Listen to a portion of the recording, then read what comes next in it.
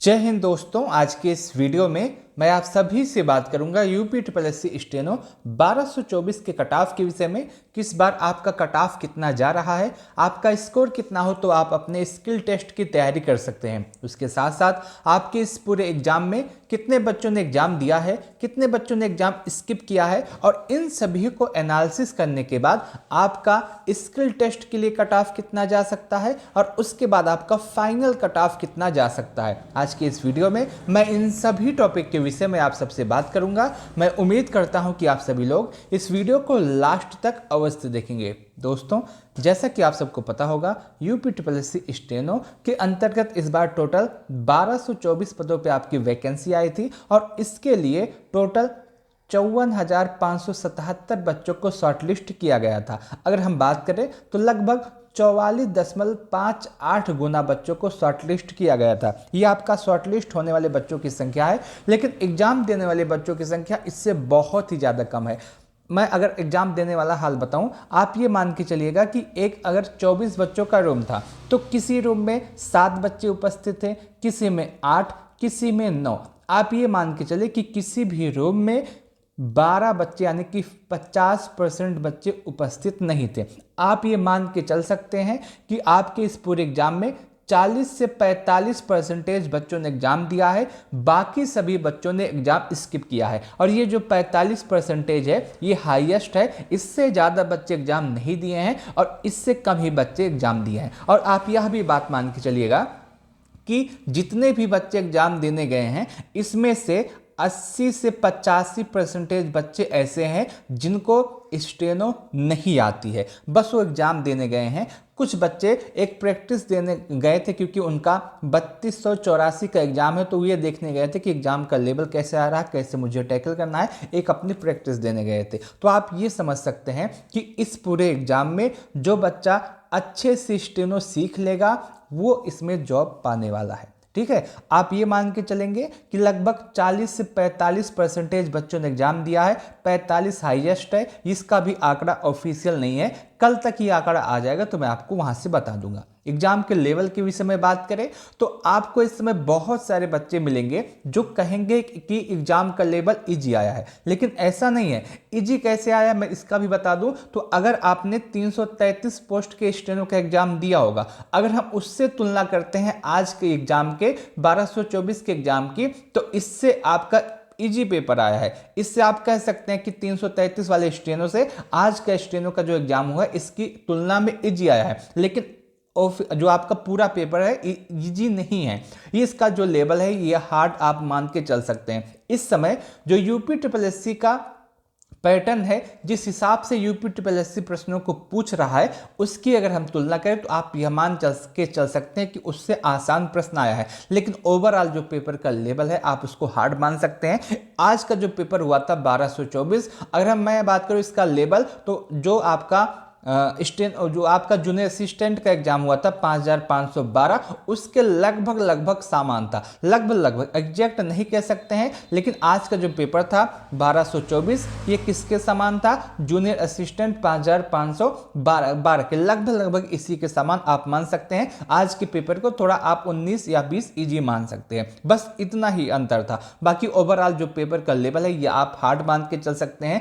अब बहुत सारे बच्चे इजी क्यों कह रहे हैं, मैं आपको इसका भी बता दूं रीजन। क्योंकि आपके आज के एग्जाम में कुछ सवाल इजी आए थे और जो इजी सवाल आए तो बिल्कुल ही इजी थे, उसमें बहुत ज़्यादा दिमाग नहीं लगाना था। अब एक ही सवाल मैं आपको एग्जाम्पल के तौर पे बता रहा हूँ। एक सवाल ये पूछा गया था कि एक व्यक्ति है, वो 120 मिनट में 20 किलोमीटर चलता है तो इसकी गति क्या है, बस ये सवाल पूछा गया था। अब बहुत सारे बच्चों को इसमें कलम उठाने की आवश्यकता नहीं पड़ेगी, आराम से सिंपल तरीके से बता देगा कि कैसे आपका आंसर आएगा। तो और उसके साथ साथ कंप्यूटर में अच्छे खासे सवाल पूछे गए थे, 2 या 3 या 4 सवाल इजी होंगे, बाकी अच्छे सवाल आए थे। उसके बाद कंप्यूटर में भी आप यूपी स्पेशल में भी आप देख सकते हैं 2 से या 3 से या 4 सवाल इजी पूछे गए होंगे, बाकी लेवल अच्छा आया था, सवाल अच्छे लेवल के पूछे गए थे। तो आप ये मान के चलेंगे कि आपका जो आज का पेपर है ये हार्ड आया है,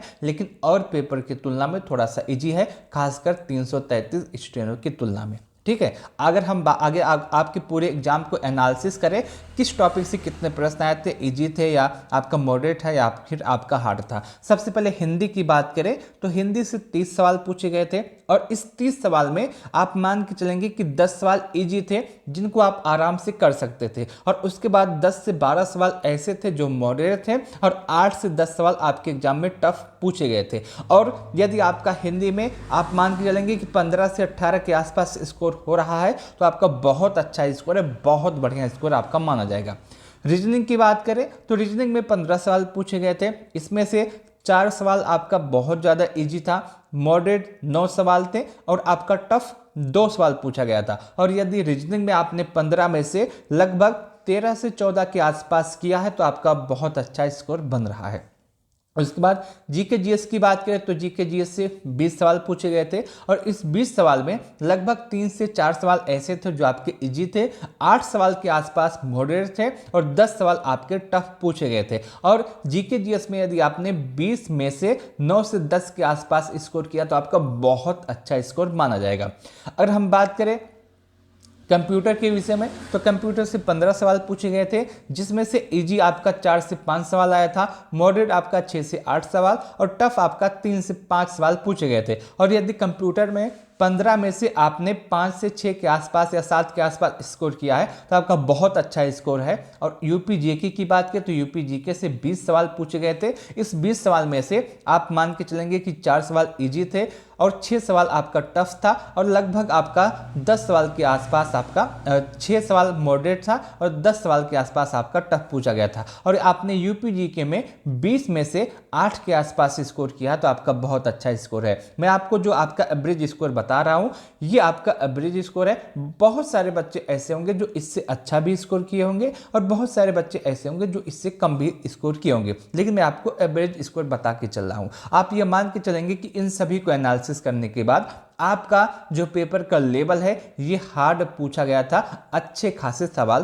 पूछे गए थे। अब हम बात करते हैं कट ऑफ के विषय में कि आपका कट ऑफ कितना जा सकता है, आपका कितना स्कोर हो तो आप अपने स्किल टेस्ट की तैयारी कर सकते हैं। उसके साथ साथ आपके मन में यह भी सवाल होगा कि आपका जो स्किल टेस्ट होने वाला है उसमें कितने गुना बच्चों को बुलाया जाएगा, 10 गुना, 12 गुना या फिर 15 गुना। अगर हम बात करें तो बहुत सारी वैकेंसी जो आपका यूपीट्रिपलएससी से होती है, खासकर आपका जूनियर असिस्टेंट, उसमें अगर हम देखें तो किसी वैकेंसी में 10 गुना बच्चों को बुलाया जाता है स्किल टेस्ट के लिए, किसी वैकेंसी में 12 गुना, और जो आपका 5512 हुआ था एग्जाम इसमें आप देखेंगे तो बहुत अच्छे खासे बच्चों को बुलाया गया था। अगर हम मान के चलते हैं कि अगर आपके स्किल टेस्ट के लिए 10 गुना बच्चों को बुलाया जाएगा तो बच्चों की संख्या होगी 12,240। अगर 12 गुना बच्चों को बुलाया जाएगा तो यह संख्या होगी 14,688, और अगर 15 गुना बच्चों को बुलाया जाएगा तो यह संख्या होगी 18,360। और ज़्यादा संभावना यही है कि आपके जो स्किल टेस्ट होने वाला है उसमें जो आपकी टोटल वैकेंसी आई है उसका 15 गुना बच्चों को स्किल टेस्ट के लिए बुलाया जाएगा, क्योंकि इसमें आपका टाइपिंग है ही है, उसके साथ साथ आपका स्किल टेस्ट है स्टेनो का जो कि सबसे ज़्यादा इंपॉर्टेंट है और सबसे ज़्यादा हार्ड है। इसलिए संभावना यही है कि आपकी जो वैकेंसी है स्टेनो की इसमें स्किल टेस्ट के लिए 15 गुना बच्चों को बुलाया जाएगा। और अगर 15 गुना बच्चों को बुलाया जाएगा तो आप मान के चलेंगे कि 18,360 बच्चों को इसमें स्किल टेस्ट के लिए बुलाया जाएगा। और जो आपका पूरा एग्जाम हुआ है इसमें शॉर्ट लिस्ट तो 54,000 के आसपास बच्चे हुए थे, लेकिन एग्जाम देने वाले बच्चों की संख्या बहुत ही ज़्यादा कम है। आप ये मान के चलें कि 40 से 45% बच्चों ने एग्जाम दिया है, बाकी सभी बच्चों ने एग्जाम स्किप किया है। अब बात करते हैं कि इन सभी को एनालिसिस करने के बाद आपका स्किल टेस्ट के लिए कट ऑफ क्या हो सकता है और उसके बाद आपका फाइनल कट ऑफ कितना होने वाला है। सबसे पहले अगर हम बात करें स्टेनो जो आपका होने वाला है स्किल टेस्ट,